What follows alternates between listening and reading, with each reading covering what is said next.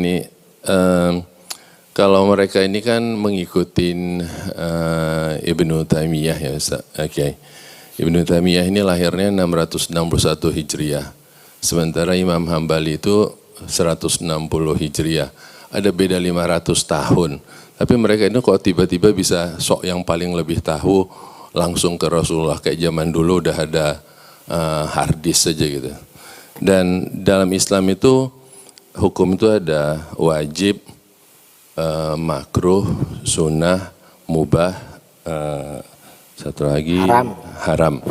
Nah tiba-tiba ada hukum yang lebih berat lagi, tiba-tiba bid'ah ada di dalam situ gitu. Seakan-akan kalau bid'ah itu adalah langsung lebih tinggi di antara hukumnya yang haram di 5 itu. Ini agak membingungkan mungkin karena yang diajarkan sama ustadz-ustadz mereka ini adalah lebih ke masalah fikih yang kelihatan, jadi lebih gampang diterima sama orang-orang ini. Jadi seakan-akan ustadz ini adalah paling benar. Salah satunya adalah ini Ustadz, mengenai memakai celana di atas mata kaki, isbal itu.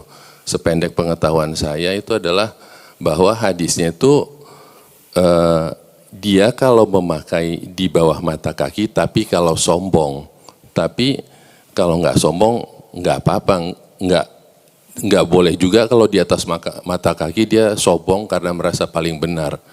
Atau yang masalah jari waktu asyhadu alla ilaha illallah digerak-gerakkan. Sependek pengetahuan saya cuman 1 dari 12 sahabat Rasul yang menggerakkan tangan. Tapi kalau kita nggak gerakkan tangan tuh kayaknya lu salah, lu bid'ah, lu masuk tempatnya di neraka, gimana Ustaz? Tidak nyunah maksudnya gitu ya? Ya nggak nyunah gitu. Maka itu masjid mereka ada masjid sunnah, berarti ada masjid haram juga berarti. Yang pertama, Syekh Ibnu Taimiyah. Syekh Ibnu Taimiyah ini lahir tahun 600-an dan meninggal tahun 700-an. Artinya abad ke-7 dan ke-8. Memang Wahabi rujukannya kepada Syekh Ibnu Taimiyah. Tetapi tidak semua pendapat Ibnu Taimiyah diambil oleh Salafi. Pendapat Ibnu Taimiyah ini masih harus diterima oleh pendiri Wahabi. Karena pendiri Wahabi sendiri, Syekh Muhammad bin Abdul Wahab, banyak berbeda dengan Ibnu Taimiyah. Jadi memang pemikiran Wahabi ini semakin lama semakin sempit. Misalnya mereka bilang ikut ulama salaf. Tapi gak semua salaf. Karena salafnya Wahabi dilokalisir kepada Imam Ahmad bin Hambal. Artinya salaf ala Imam Ahmad bin Hambal. Kalau ada imam lain berbeda dengan Imam Ahmad, dianggap tidak salaf. Berarti kan mempersempit salaf kan. Salaf ini luas, tapi ambil ruangan sempit Imam Ahmad. Dan nanti dipersempit lagi.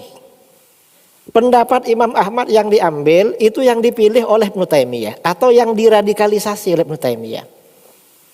Kalau ada pendapat Imam Ahmad gak diambil sama Ibnu Taimiyah, berarti bukan salaf. Yang salaf Ibnu Taimiyah, padahal abad ke-8. Jadi semakin sempit. Lama-lama dipersempit lagi, pendapat Ibnu Taimiyah gak bisa diambil. Yang diambil ini cuma yang dipilih oleh pendiri Wahabi, tambah sempit lagi. Lama-lama pendiri Wahabi ini yang diambil itu yang dipilih oleh ulama-ulama modern. Yang disebut Imam 4. Kalau kita Imam 4 kan Imam Hanafi, Maliki, Syafi'i, Hambali. Mereka Imam 4 ini Syekh bin Baz, Syekh Utsaimin, Syekh Al-Fauzan, Syekh Albani. Ini Imam 4 kata mereka. Jadi mereka ini 4 juga, cuma 4 sekarang. Jadi lama-lama semakin sempit. Kadang-kadang kalau ustadznya yang di sini punya pendapat lebih sempit lagi itu. Sesama Wahabinya berantem. Ini yang pertama, karena mereka memang hidup di ruangan sempit. Enggak bisa bebas bergerak. Yang kedua, Al-Quran dan hadis. Kalau Al-Quran dan hadis ini dipahami oleh para ulama, maka Al-Quran hadis ini hasilnya salah satu hukum yang 5. Wajib, haram, sunnah, makruh, mubah. Tapi kalau Al-Quran dan hadis ini, tapi bukan semua Al-Quran, sebagian Al-Quran dan hadis ini dipahami oleh Wahabi, maka yang muncul hukumnya dua. Apa? Sunnah bid'ah. Dan dulu gak kenal begitu. Yang sunnah bid'ah yang sekarang. Jadi memang sumbu pendek ini memang benar-benar pendek sumbunya. Dan sempit cara berpikirnya. Ini yang sunnah bid'ah ya. Jadi memang beda memang. Kemudian masalah isbal. Mereka ini bikin video tapi gak nyambung. Ada orang Wahabi ya pakai celana cingkrang ke atas. Jumpa loh, kok gini? Ini sunnah. Sunnah Rasul. Memangnya Rasulullah tiap hari pakai celana? Kan enggak kan? Pakai celanaan kayak mereka.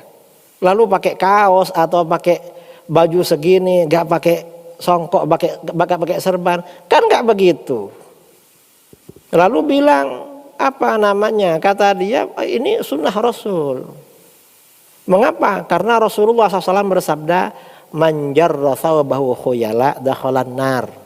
Siapa yang menjuntaikan pakaiannya di bawah mata kaki, ditarik-tarik di bawah mata kaki karena sombong, maka dia masuk neraka. Lalu dipaham, berarti kalau di atas mata kaki itu sunnah. Enggak begitu. Itu larangan pakaian di bawah mata kaki karena sombong. Kalau pakaian di bawah mata kaki karena enggak sombong, enggak apa-apa. Makanya Imam Abu Hanifah ditanya. Ini di kitab Mazhab Hambali. Di Mazhab Hambali ada kitab namanya Al-Adabus Syar'iyyah wal Minahul Mar'iyyah karangan Ibnu Muflih. Ibnu Muflih ini muridnya Ibnu Taimiyah. Imam Abu Hanifah ditanya, gimana guru, kita ini sering gamis atau sarung di bawah mata kaki haram? Kata beliau, enggak, kita ini enggak sombong dengan pakaian. Yang sombong dengan pakaian itu jahiliyah dulu. Orang-orang jahiliyah yang sombong-sombong pakaiannya di bawah mata kaki. Kalau sekarang enggak pakai itu saudara. Sekarang tuh yang sombong, yang cingkrang malah. Yang sombong. Mengapa? Gak mau nyapa jumpa orang, gak mau senyum. Kan sombong namanya itu. Karena sudah merasa paling sunnah. Loh, ini yang sombong berarti. Wong kita ini walaupun di bawah mata kaki, ya, apalagi orang-orang kampung. Orang kampung itu sarungnya di bawah mata kaki. Dan itu bukan karena sombong. Wong sarungnya kadang hadiah dari masjid. Dan itu sarung paling murah. Setiap dinaikkan turun lagi memang. Karena saking murahnya sarungnya. Masa yang gitu mau dibilang haram itu. Yang sombong sekarang itu ya. Dia gak mau ke masjid kecuali kalau bawa Alphard. Kalau gak naik Alphard gak mau ke masjid. Itu sombong namanya itu. Mereka ini dibolak-balik memang hukum itu. Dan kata para ulama gak apa-apa. Makanya Sayyidina Abu Bakar As-Siddiq itu kalau pakai sarung biasa di bawah. Rasulullah, saya ini gimana? Pakai sarung nih sering turun ke bawah. Oh gak apa-apa kamu. Kamu gak sombong katanya. Sejak dulu sudah ada begitu. Dan kita ini gak ada orang sombong karena di bawah mata kaki. Karena gak ada yang peduli. Ini gamis saya, ini di bawah mata kaki. Kenapa? Karena ini dikasih orang dan sudah jadi, bukan ngukur. Sejak dikasih orang 2 tahun yang lalu gak sempat motong sampai sekarang itu. Lupa kalau mau dipotong bawah ke penjahit itu. Akhirnya diangkat kalau jalan itu karena gak enak. Dan ya gak ada niatan sombong. Wong ini berapa dikasih orang juga. Jadi ini memang Wahabi ini memang gagal faham. Masalah ini gagal faham. Dan mereka ini yang ditinggalkan ketika sholat sering gak pakai songkok. Atau gak pakai sorban. Karena orang sholat itu dianjurkan kepala ditutup. Disunnahkan memang. Orang sholat kepalanya ditutup. Kemudian mereka gak biasa pakai sorban, gak pakai selendang. Orang sholat itu disunnahkan di pundaknya ada sesuatu. Misalnya selendang ya atau sorban Jadi kalau tetangganya pulang umroh lalu kita dikasih hadiah sorban, itu jangan jadi pusaka di lemari. Kalau ke masjid dibawa taruh di pundaknya itu sudah sunnah. Mengapa? Karena lebih gagah kelihatan itu kalau pakai begini. Sunnah itu bukan cuma yang di atas mata kaki, banyak sunnah itu. Dikira itu tok. Wahabi itu sunnahnya cingkrang aja. Gini-gini gak pakai mereka. Wong Rasulullah pakai begini. Kemudian juga begini. Cuma saya kalau yang sorban di imamah gak pakai. Biasanya make itu kalau mau jadi khotib, imam sholat id baru make itu. Kalau biasa-biasa gak make. Mengapa?